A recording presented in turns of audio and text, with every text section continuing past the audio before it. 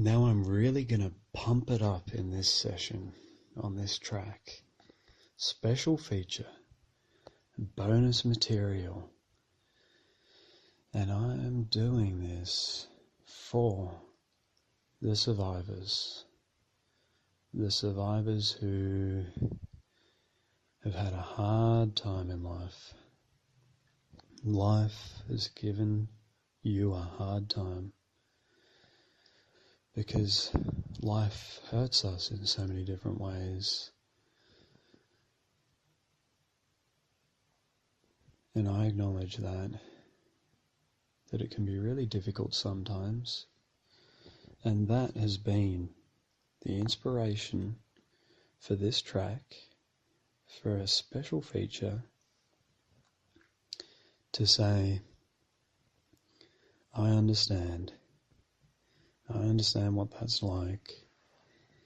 Everybody goes through trauma in life. So many different things that hurt us, the things that people say, the things that people do, even the things that people think about us, the things that we think about ourselves, the things that we say, the things that we do ourselves. Even when someone is trying to be kind or trying to be nice, sometimes even then we get hurt. It could be a physical hurt that happens, that there's a physical accident and we get an injury, a physical injury. It can be emotional, that we get hurt feelings even when people are trying to be nice. Even when we're trying to be nice. It can be a disability, that we were born with some sort of dysfunction of our body or our mind. Could be congenital. It might be that there was trauma during the birth process. It could be that there was early childhood traumas that happened. There are so many different ways that we get hurt, and sometimes we really get injured and we get traumatized. So this track is specially for all of us, all of you people who've had trauma. And for some people the trauma is small, other people it's medium, and other people go through a lot of different traumas, and a lot of the time we don't even remember what we've been through. If it's really traumatic, if it's really stressful, if we go through really stressful conditions, it can interfere with the brain's ability to even remember. That level of stress hormone in the brain actually impairs the brain's ability to form memories. So, what can we do about this? If we're someone who has sustained a lot of trauma, a lot of distress, we've lived a life in a huge amount of distress, immeasurable amount of distress. We've been broken, we've been destroyed, whether it was by another person or a group of people, or just by life, by events that happen, natural disasters,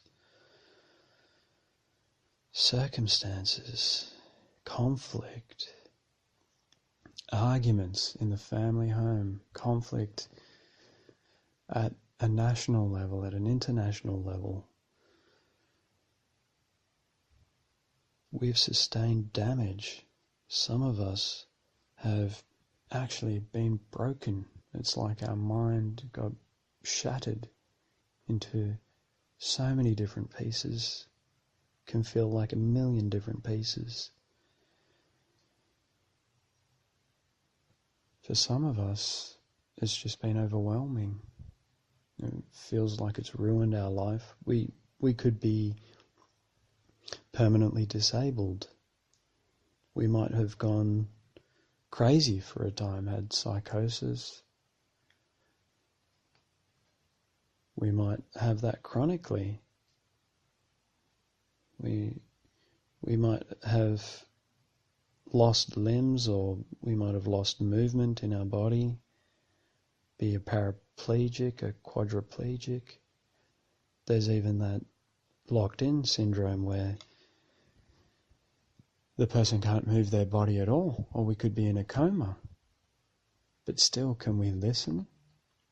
I believe we can. Can we still hear? Can there still be an impact of what we hear? Some really clever people actually made a method of communicating with even people who have no physical movement whatsoever. They worked out a way of monitoring that person's brain, and the person could use their mind and use their brain in particular ways to communicate yes and no, and in that way they could have a conversation through this brain monitoring, which linked into, I think, computer software that interpreted whether they were saying yes or no to the questions.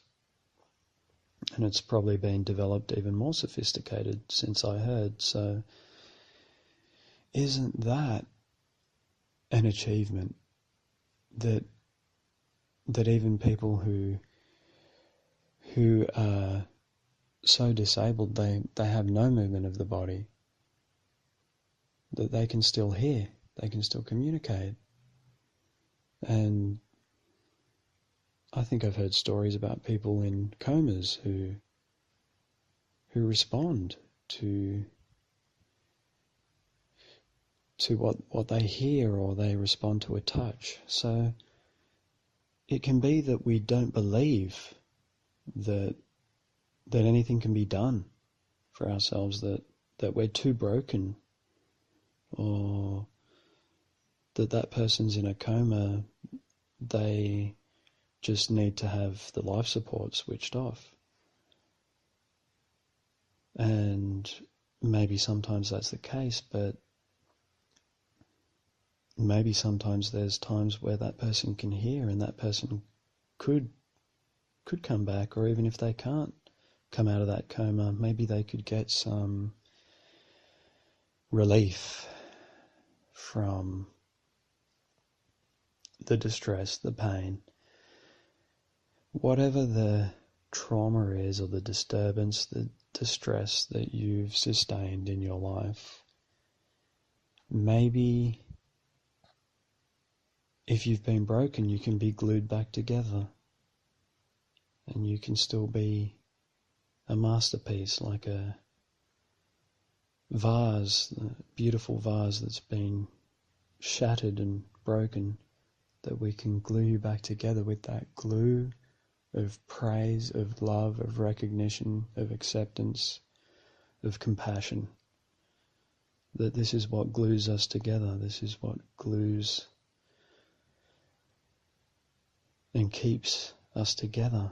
That when we do this for someone else, that it brings us closer to that person, that it brings them closer to us. So when we do this to ourselves, we can come closer to ourselves. Instead of being so much of an enemy to ourselves as we usually can be, or often can be, or even just sometimes, can we turn that around? Well, yes, we can. This is possible. Well, can you even admit that, even if you don't believe it, can you admit that it could be possible? Could it be possible? Is it worth checking it out to see whether the evidence of your own experience, the data of your experience as you experiment around with this stuff, whether that data that experience, that knowledge that you get matches up with this idea that, yes, we can make a difference here, that it is possible to react differently. I've come across in a couple of settings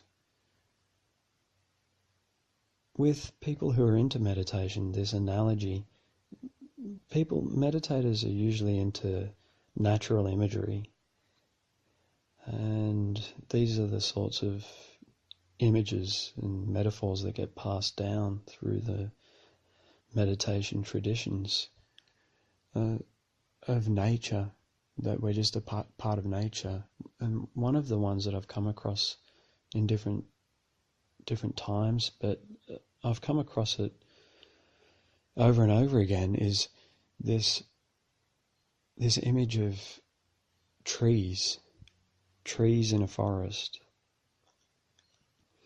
that there are no perfect trees. A lot of the trees, they can be quite strong. They only have minor bits of damage. Maybe someone's carved in their name into the tree trunk, or all sorts of different things, but they're never perfect. They're all different. There's no perfect tree. There's no just completely straight tree that is in perfect symmetry. They've always got their unique little features. Mainly, they're all alike. The main thing is that they're similar. But every one of them, none of them is exactly the same. Every one of them has their own little features that are different. It could be a broken branch. It could be that there's been some wind damage and a whole portion of the tree has been blown away. A lot of the time, there's trees that just have minor damage. They are damaged. They're broken in places. They've been wounded by different traumas, things that have happened in life. But a lot of the time it's minor damage or moderate, medium damage. A lot of trees we can see like that. We look around and it's noticeable to see that trees, they can grow up strong. They can grow big and large and healthy, even when there's these traumas. But sometimes there's really big traumas, and we see a tree like that, like a tree that's been struck by lightning and it's just split down the middle, totally split, or a tree that's been completely uprooted by the wind, or a tree that's been blackened by fire. Sometimes we'll see a tree that's been struck by lightning, or it's been split down the middle, and it's completely broken and it's blackened. It's had fire come through. So there's different levels of brokenness. But this track is for the survivors. We're all survivors of trauma to some degree, but my favourites are the people, the trees, the animals that are the survivors of so much trauma, so much distress and disturbance. Sometimes it can be an event that wouldn't have been even that traumatic for a big tree, like some people coming along and carving their initials. They can carve a full centimetre or an inch into the bark of an enormous gum tree, because it's so sturdy, it has virtually no impact. That tree is still just as strong as it was before, still just as healthy. It's like it's been virtually untouched by some people coming and carving their initials in and putting a love heart there with an arrow through it. I've seen that on a tree before, and maybe you have too. It's not that uncommon to come across that. And on a big tree, that's not a major trauma. But to a tiny baby sapling, if a person came along with some sort of a cutting instrument and started cutting a centimetre through just a tiny sapling, they could cut clean through the trunk of that little sapling tree. So the earlier that difficulties have happened and the longer that they've lasted, the more of a survivor we become. But just the fact that you're listening to this track shows that you've survived. You're hearing this. So you've survived to this day, despite whatever has happened in the past.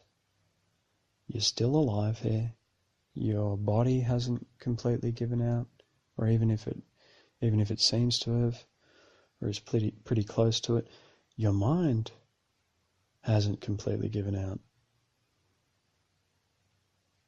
You can still hear this.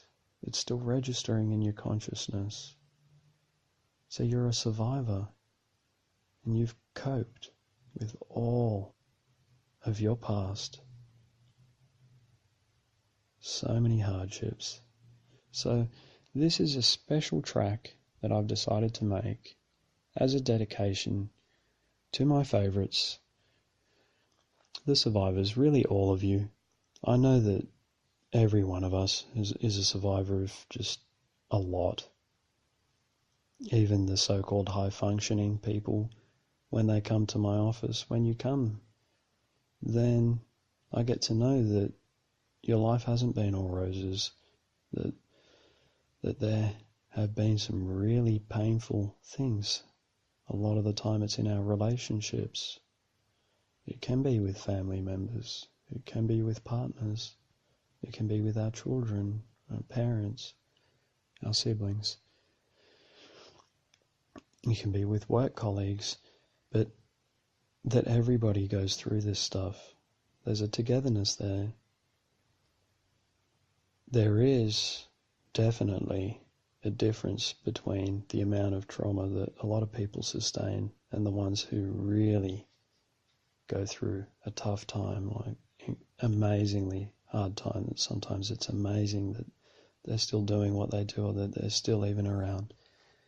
And so the more of a survivor that you are, the more that this track is dedicated to you, that I just salute you for the fact that you're even listening to this track at all, that you're even around.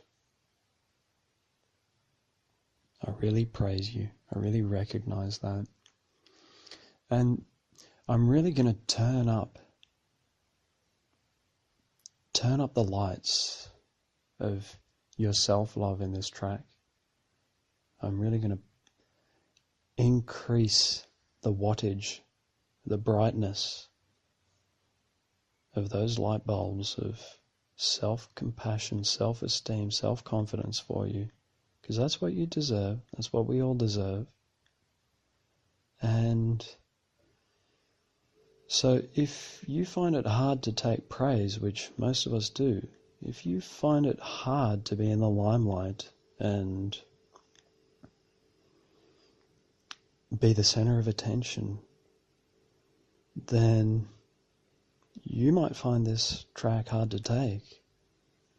And after all, why are we even doing this kindness practice, this self-esteem, self-kindness, self-confidence practice? We're doing it one of the reasons why I'm making these tracks about self, yourself, is that we can be our own worst enemy, our own biggest critic, and that sometimes we get encouraged to be that. And so it can be that the hardest thing, the hardest person in the world to be kind to be compassionate and forgiving towards, is actually ourselves. So this is if you're doing this is tough stuff that you're doing. A lot of people just cannot do it. They cannot take that level of love and acceptance and recognition and admiration. They just can't take it. It's too much for them. It overwhelms them. They can't stand it even. They hate it. So if you're doing this is tough. It's like you're going in to a doorway, a passageway, a path that's completely unthinkable to a lot of people. It's unthinkable because we get these ideas that, no, you can't. You can't say something nice about yourself. You can't think something good about yourself and say that you're good. You can't do that. That's just a bad thing to do. That's conceited. That's arrogant. You're just going to be another big ego walking around this planet. A lot of the time, we get those ideas that you're not allowed to do this. It's bad. It's so bad. It's such a barred place to go. The door's just so barred there that there's a pathway. There's a door that we've been walking past for so long. Like when we go someplace and we're in a building and there's a door there.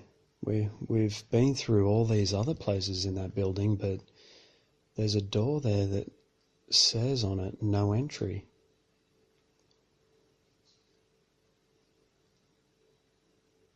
And we've just been walking past it, not even noticing, not even really thinking, what would be behind that door? What could be behind that door? So on this track, and with these self-esteem and self-confidence tracks, I'm taking you into the no entry zone. For most people, this is forbidden territory. It's not allowed. You just can't go there because other people say it's just not done. You do not do this.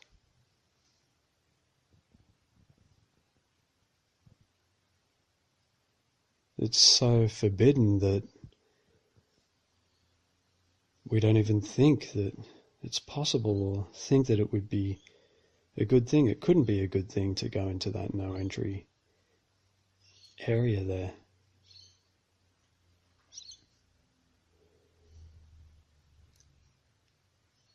So now we can check it out. I'm offering this to you, and you can see for yourself, but it's probably going to be hard to take because I'm really going to pump it up on this track for you.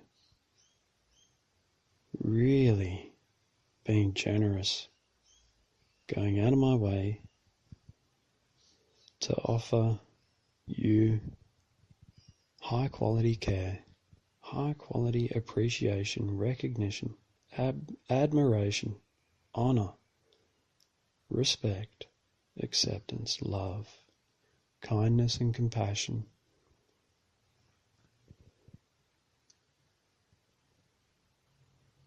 There's an intensity to it.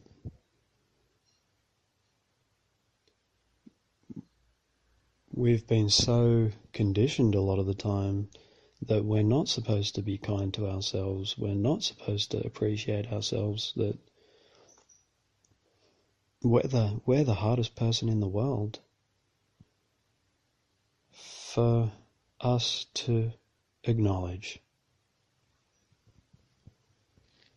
We might even find it easier to be kind to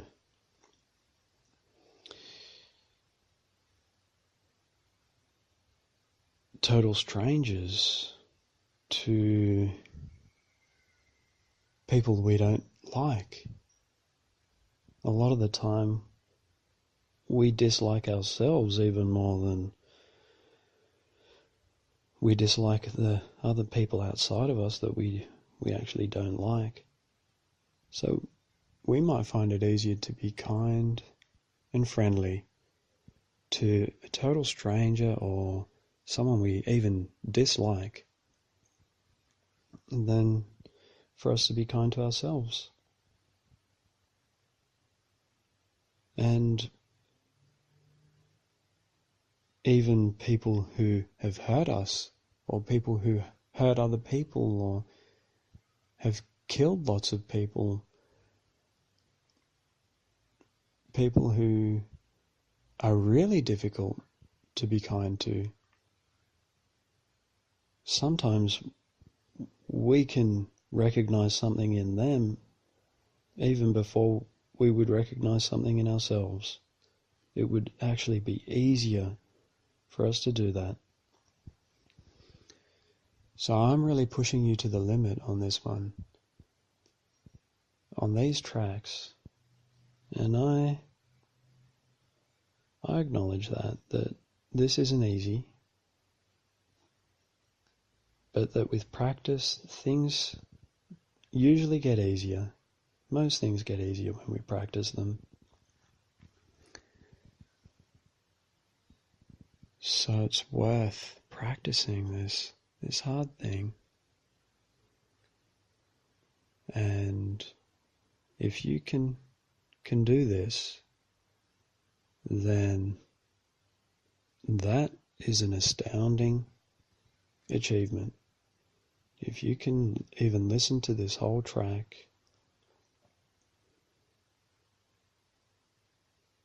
just even not even listen to it, but just even let it play so that it's within ear reach. If you can do that, you're going into the no entry zone. You're doing stuff that most people don't go there. So well done to you if you're doing this, and just see how it makes you feel. You don't have to do it. You never have to do anything with this self-esteem, self-confidence practice. It's not the usual sort of esteem and confidence. It's not the confidence that you earn, the esteem that you earn. It's just given freely. And that's one of the reasons why it can be so hard to take. That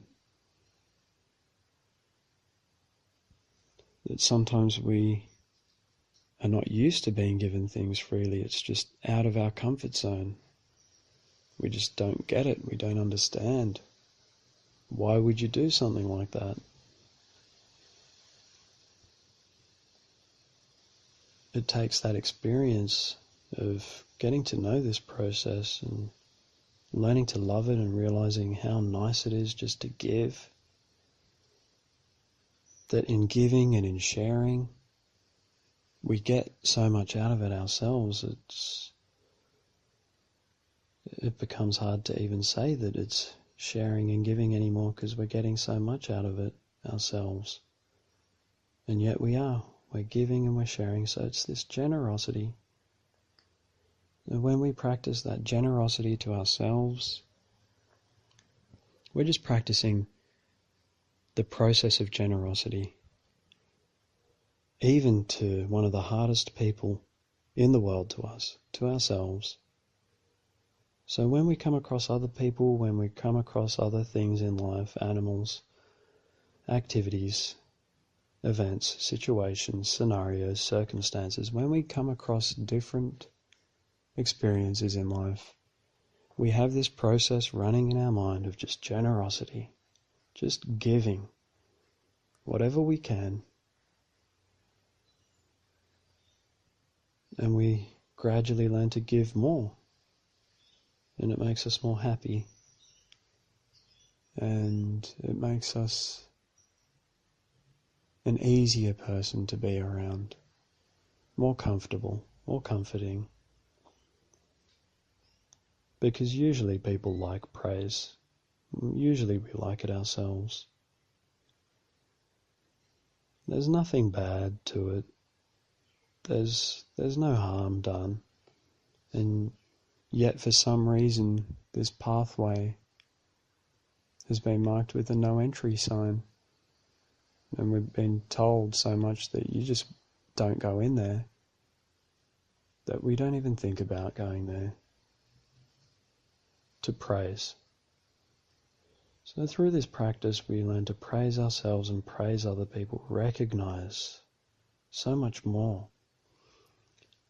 And it works because if you just imagine, if you know Winnie the Pooh's characters, if you imagine just hanging around with Eeyore, all depressed, that whatever you do, you make a meal, you do an artwork, whatever it is that you do in life, that you're continually hanging out with Eeyore. He's there going, yeah, it's no good. It's okay, but it could have been better. If you imagine that character Eeyore, so glum, then that's what the relationship is like. You can understand that's what gets added on to life in our relationship, in how we're reacting, how we're responding to life. That we keep interpreting things that they could have been better, they should have been better, they weren't good enough, they're not good enough the way they are. So it's in the attitude. If you think about that,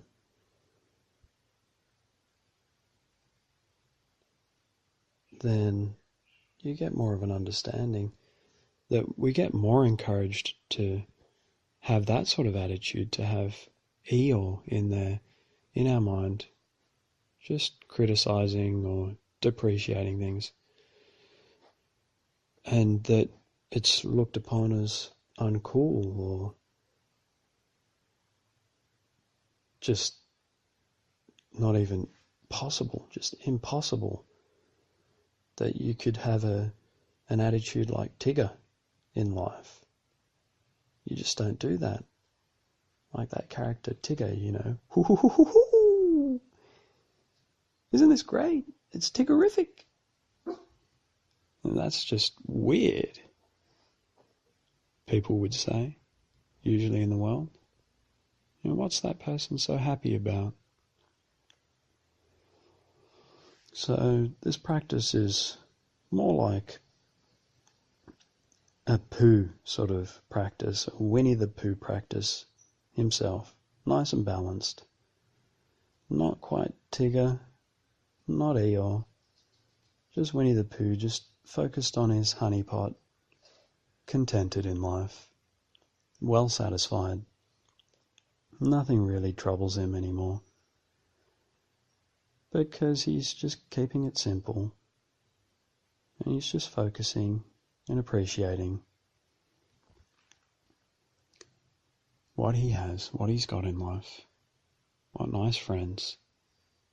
So that relationship changes. And that's exactly how this practice works, that we go into this no entry zone, and it's not like an Area 57 or whatever that UFO place is. Yeah, it's like we're going into a secret place, but really it's not secret at all. It's there for all of us. If we just give it a go and actually walk into that pathway, walk through that door and get to know what's behind that door, we get to understand it's like a slice of heaven. We can create a slice of heaven in our world. We can't control life, but we can create a harmonious, heavenly sort of abiding place in this life by just forgetting about trying to control life so much and stop trying to control the uncontrollable, but instead care about what we can control. Control what we can control, which is our reaction to what happens in life. So instead of trying to control what happens in life, we let it go. A lot of the time we just let it go, we just flow with it, and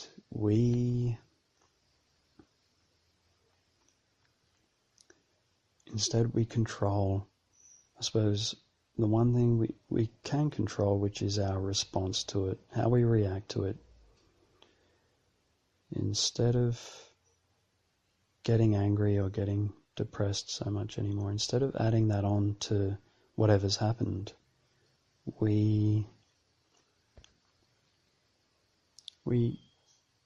add care, we add respect, we add acceptance in there to say that I'm disabled now, or I've gone blind, I've lost my vision, I've lost a lot of my functioning if I'm going into old age, I've lost my health of the body, I've lost the health of my mind in a lot of ways, losing my memory if I'm going into old age. But I can't control any of that. But if I do this training, and if I really get into this training, then I can still develop a happiness, that there's a real difference between the person, a very real difference in the person's happiness, in the person's confidence and self-esteem and self-respect and self-appreciation. There's a very real difference between the person who has sustained a lot of trauma. Let's say they've had a car accident and they are now wheelchair bound. There's a real difference, a clearly observable difference between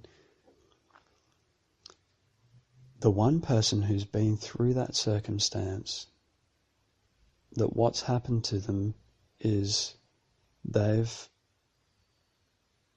been through a car accident and they've gone from being someone who had a fully functional body and life to being someone who's in a wheelchair. That there's a real difference between someone who reacts to that and just keeps saying that, oh no, I've lost everything, my life is destroyed, it's ruined.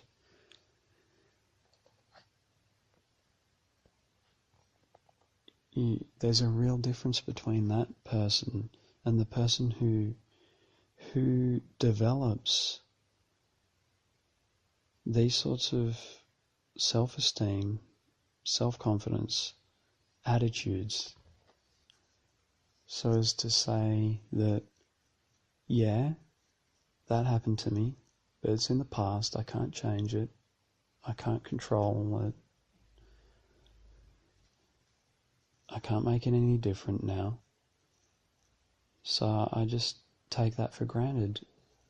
But I'm still alive. I can still spend time with my friends. I can still be happy.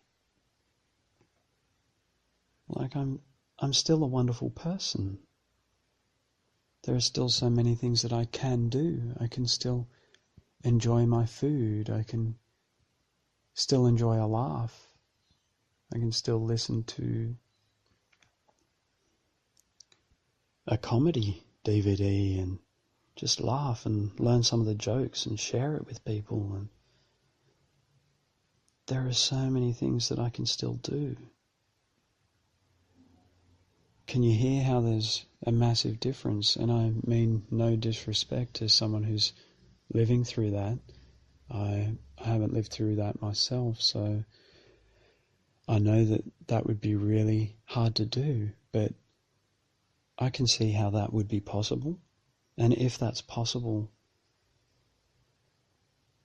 then why not help that person get access to that they can be happy still, that they can still be self-confident. Actually, it reminds me of this public speaker.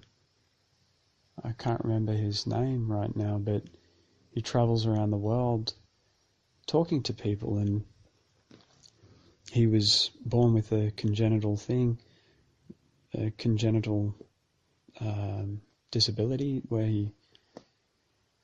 he hasn't had arms or legs, I think it was, and he changed his attitude, and now he goes around the world inspiring all these other people. So he's still doing all of that. So can we be one of these people? Do we choose? Do we allow ourselves to become that sort of person that even though this tragic thing has happened to me, I've contracted a fatal disease, or I've got a fatal disease that's just developed in my body, but that I'm going to make the most of my time. I'm even going to use that thing to motivate me and help me to value what time I've got left. So I can see that makes sense to me, how that can make a real difference. That person's mind, that the way that person's reacting to their life is completely different from the other person who's stuck in that more usual attitude of, look at what I've lost, look at how bad things are. So that's how this works, and it's very real.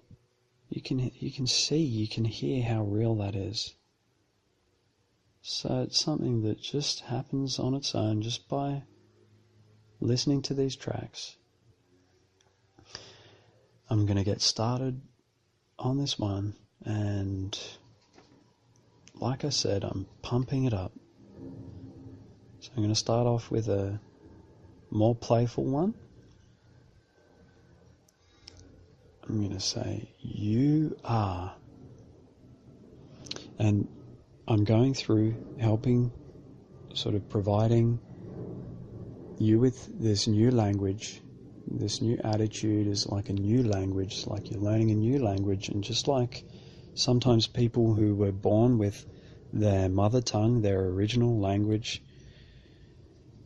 sometimes people like that move to another country, another place, or they just determine that I'm going to speak in a different language, and they they actually learn and practice this other language until they're actually more fluent in that language than they were in their original language. So that's possible. It just depends how much you get into that language. So this is the ABCs turned up a notch to give you that self-esteem, to esteem you, to give you that confidence. And actually someone just earlier today was telling me that in the country Ireland, someone was telling them that you can drive 10 minutes apparently, and there's so many dialects of language in Ireland that you can drive 10 minutes away and you cannot understand what someone's saying to you. Even 10 minutes away, the dialect has changed. So it's a pretty funky idea there that we can change. We can move to another place. We can even move nearby. And we can learn a different language. And if someone speaks to us the old language of criticism, I give you permission to just, you can take on any constructive, learning that they might be saying, but a lot of the time there's so much criticism mixed in there that a husband says to a wife, I told you to stack the dishwasher this way. Why did you put the forks in that space? It should have been in there, that's where the knives go. And then there's all this added stuff that with the tone of voice and saying, you always do this, you never listen to me, you're always carrying on, I can't rely on you. And so the person says so much more, and they go on for minutes and minutes, sometimes even hours. Sometimes days and months and years this stuff goes on, and decades. So I give you permission, whenever someone speaks to you with the old language, you can just go blah, blah, blah, blah, blah, blah, blah. Or you can be thinking that instead of hearing all of that extra stuff that's just pulling you down. Or you can just tape over the top of that and just hear the words of these tracks, like, I'm beautiful. Instead of listening to what they're saying, you're listening to your internal dialogue, your internal relationship. I'm wonderful, even though I put the fork in the wrong place. I'm still marvellous. Isn't it nice that I even stacked the fork in the dishwasher? So I give you permission to do stuff like that.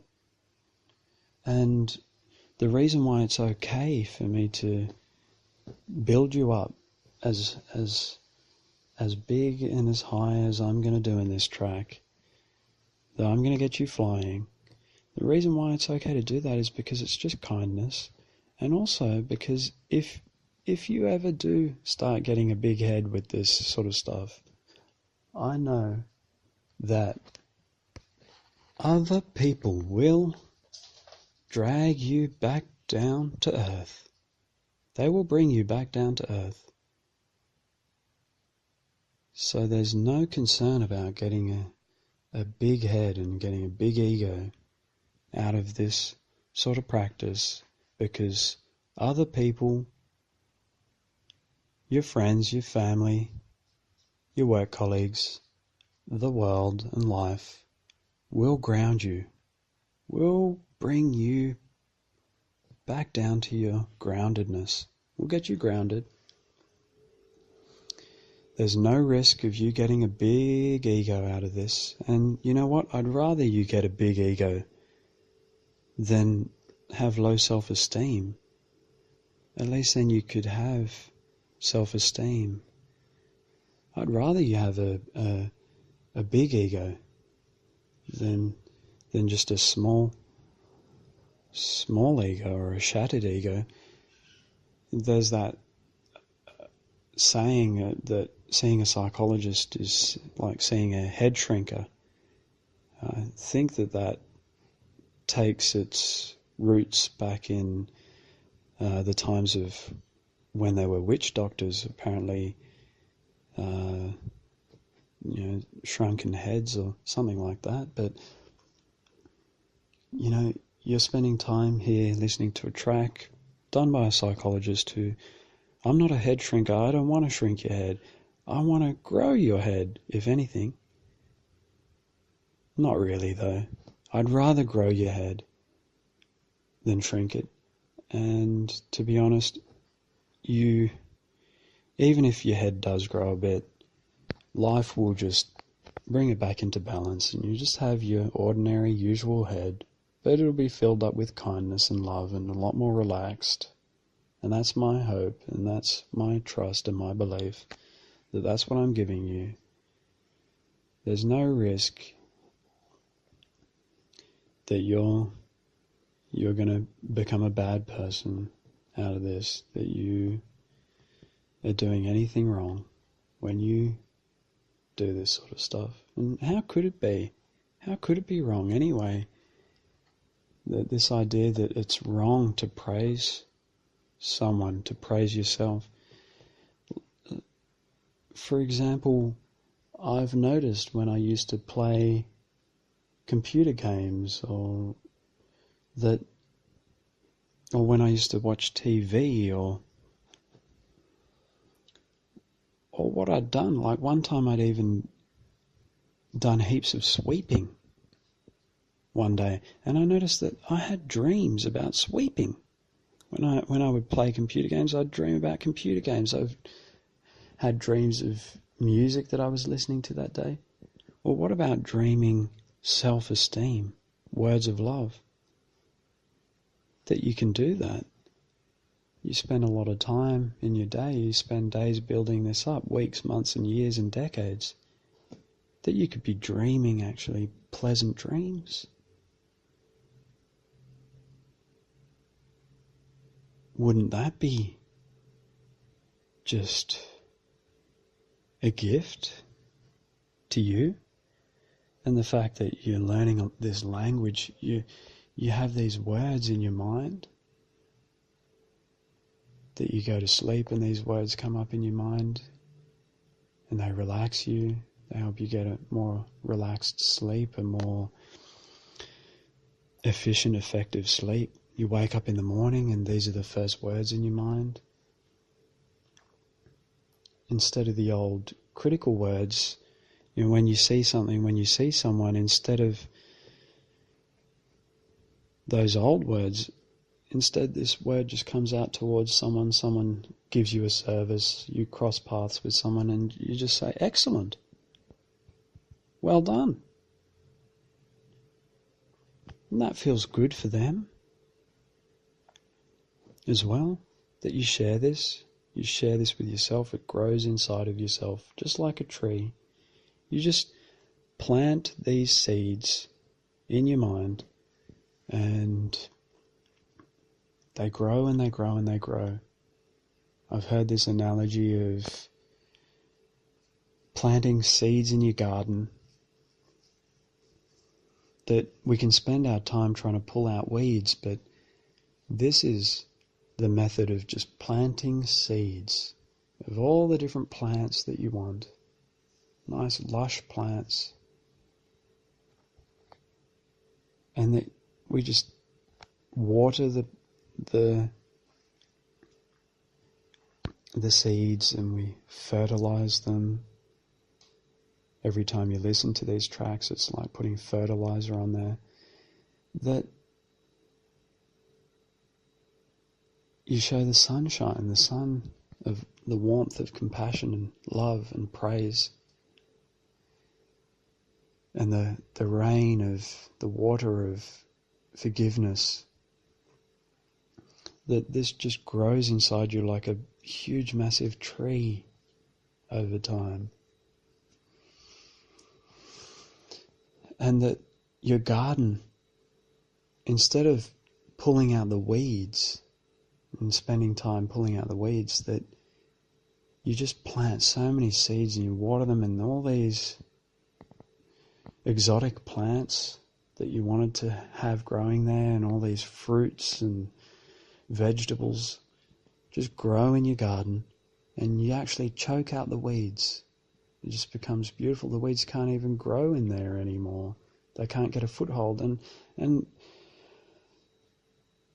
a person I know actually is really into gardening and made the comment that with our grass, that there's different ways that we could go about getting the weeds out of there, that we literally could, in real life, spend our time weeding out those weeds, or we could, that this actually works in real life, just go and buy heaps of seeds and just plant them in the garden and just water them, and when the grass grows so thickly, the weeds can't actually get a foothold. So that's this practice of self-esteem, self-confidence.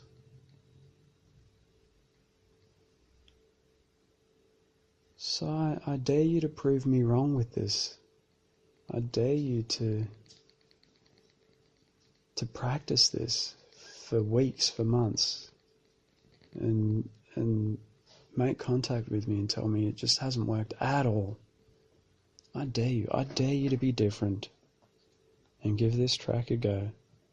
I'm really going to get you soaring, flying high with your self-esteem, really respecting yourself,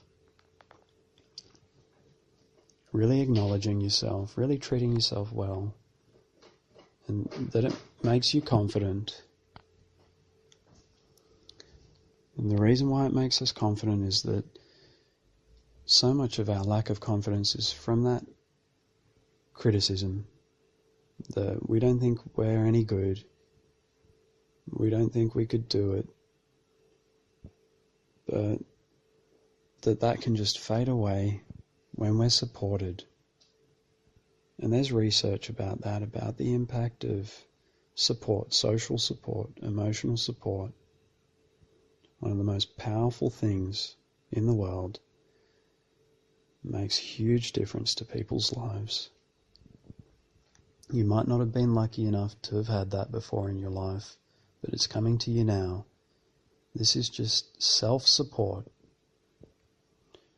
that it grows your confidence, that you can do so many different things. Even if you're in a coma just listening to this, just not even listening, it's just playing in your ears, that it could register in your consciousness and you could feel some relief.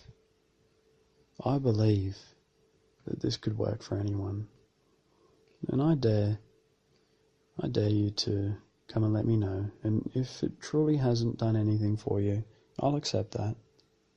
I'll be surprised, but I'll accept that. I'll respect your point of view, your perspective. But that I believe it can for anyone. So I'm going to get into this now. I'm starting with these ABCs, and I'll call this one the ABCDs, E's of self-esteem and self-confidence, because I'm taking you further. We're taking it further here.